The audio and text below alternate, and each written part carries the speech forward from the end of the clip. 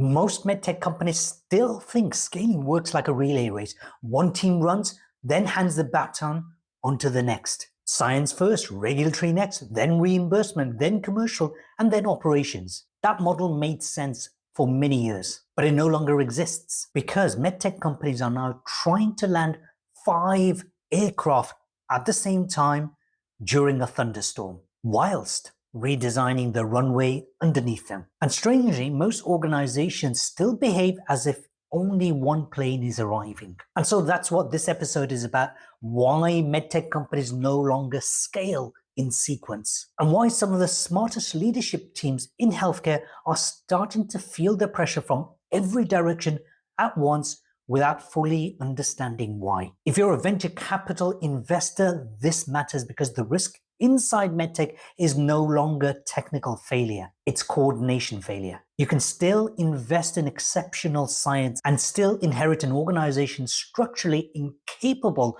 of simultaneous complexity. If you're a portfolio chair, this matters because you've probably already seen this pattern happen before. The company still looks healthy, product still works, revenue may still grow, but internally, the organization starts to feel heavy. And if you're a founder of a leadership team approaching Series A or B, this matters because the operating model that helped you survive uncertainty early may now be creating invisible drag without you even realizing it. Because the rules of medtech scaling themselves have changed. Over the last few years, I've invested a significant amount of time working alongside medtech founders, portfolio chairs, leadership teams, and investors during scale transitions. And one pattern keeps emerging repeatedly. The companies experiencing the greatest pressures are often not the weakest companies. In many cases, they're technically impressive businesses entering environments their leadership architecture was never originally designed to absorb. That's become a major part of my work now, helping leadership teams and investors recognize structural friction before it becomes visible financially,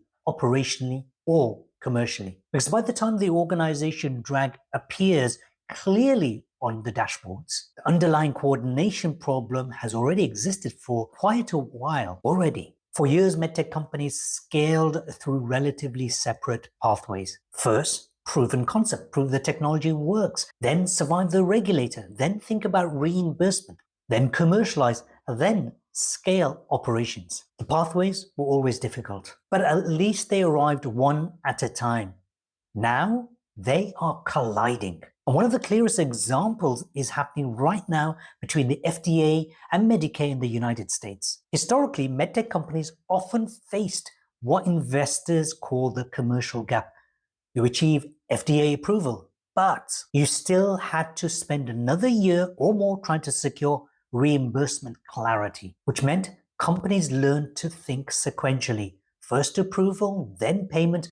But now the rapid pathway is starting to collapse that separation because FDA and Medicare alignment can begin far earlier in the process, which sounds efficient until you realize what it actually means operationally. Because now your clinical evidence strategy may need to satisfy regulatory logic and reimbursement logic simultaneously. Therefore, reimbursement no longer sits downstream from approval. It starts influencing trial design itself. But if reimbursement affects trial design, then commercial strategy suddenly affects clinical strategy. Therefore, the pathways merge. And once the pathways merge, organizations built around isolated functions begin experiencing strain very quickly.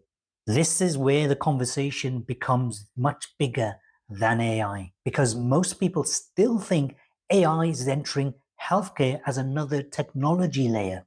It isn't. It's entering healthcare as environmental pressure. The FDA increasingly treats AI systems as living systems requiring continuous oversight, lifecycle governance, bias monitoring, cybersecurity review, and ongoing operational control, which all sounds technical, but the real consequence is organizational. Because now regulatory strategy affects software architecture. The software architecture affects cybersecurity obligations. Therefore, cybersecurity affects operational infrastructure. But operational infrastructure affects interoperability readiness. Therefore, interoperability affects reimbursement confidence. And suddenly, one product decision triggers consequences across the entire organization simultaneously. This is the part most companies are still psychologically unprepared for, because they still think the pathways are separate. The environment already knows they are not. You can see this physically happening inside product development itself.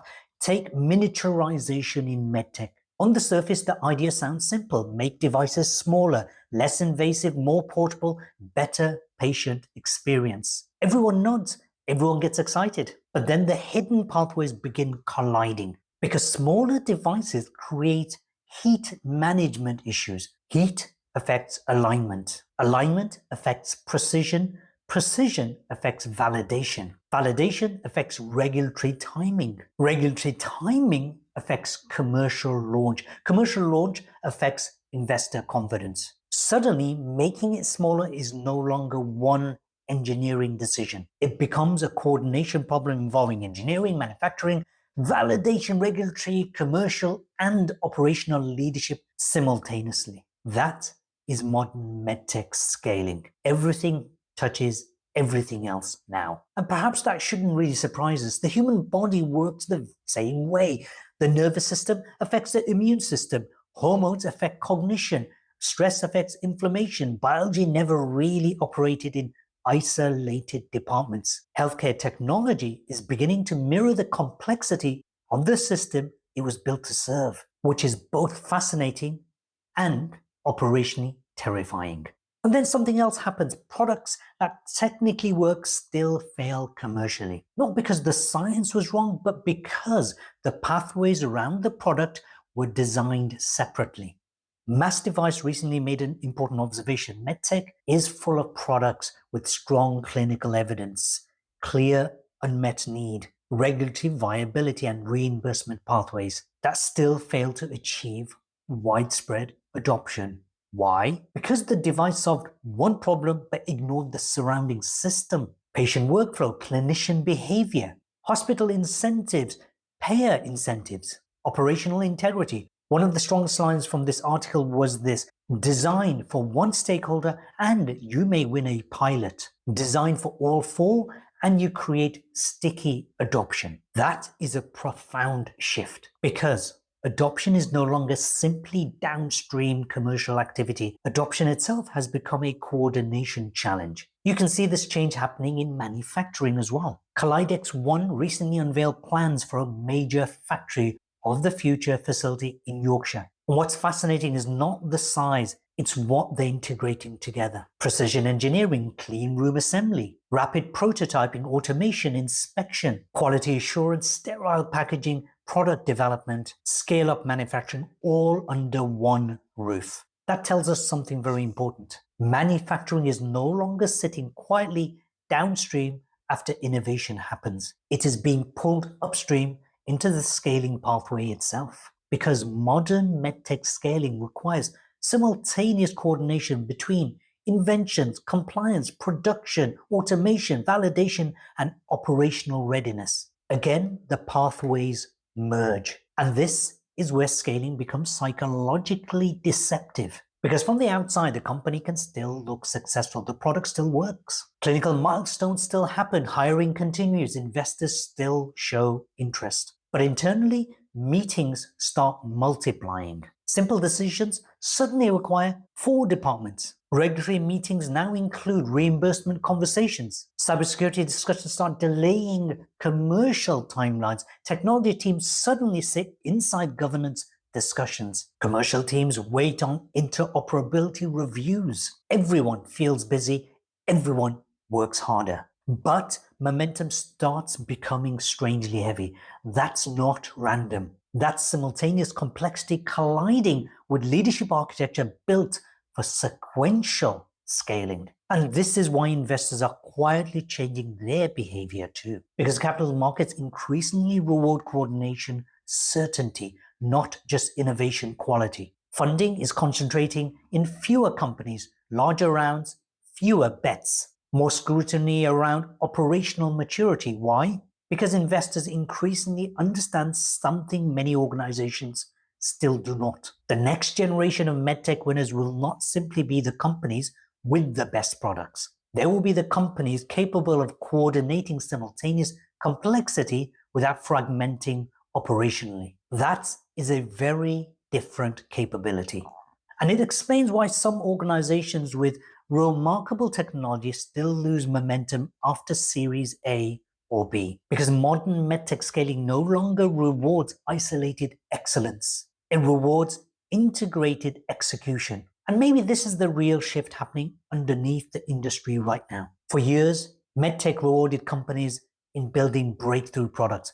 Increasingly, it is rewarding organizations capable of surviving convergence pressure. That's a completely different game, because the dangerous moment is not usually when the company is visibly failing. It's when success is still happening, but the organization quietly loses fluidity underneath it. That's when decisions become slower. That's when alignment becomes harder. That's when leadership teams begin mistaking structural drag for bad luck or market conditions or temporary pressure, when really the company simply evolved beyond the coordination capacity of its operating structure.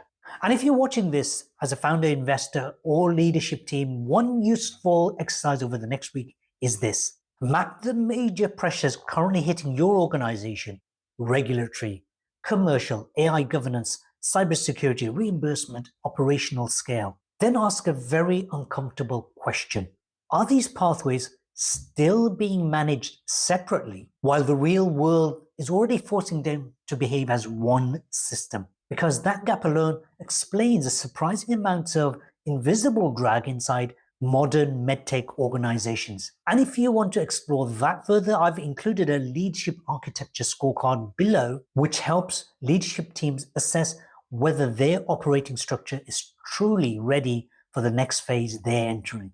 And maybe that's what the question more boards need to be asking. Not, are we scaling? But more like, was our organization actually designed for the kind of scaling environment now emerging around us? Because medtech no longer scales one pathway at a time. Everything is landing simultaneously. And the companies that dominate the next decade won't just be the companies with the best technologies. They'll be the organizations whose leadership architecture can still coordinate early while complexity collides from every direction at once.